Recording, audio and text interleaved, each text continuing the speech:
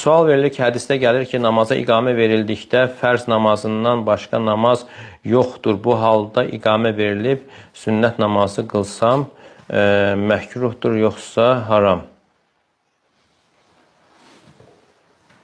Demək, iqamə verilirsə, iqamədən sonra yəni artıq cəmaat namazı var.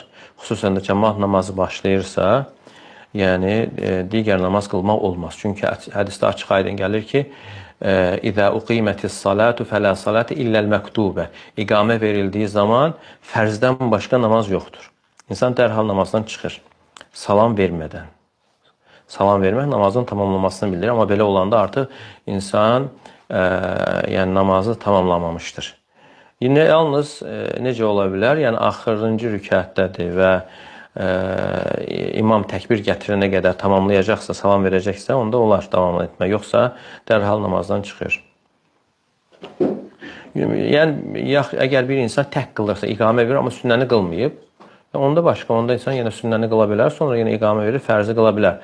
Amma o ki, qaldı, insan özü sünnə qılır və cəmaat namazına iqamə verilirsə, cəmaat namazı qılınacaqsa, dərhal sünnəni tərk etməlidir.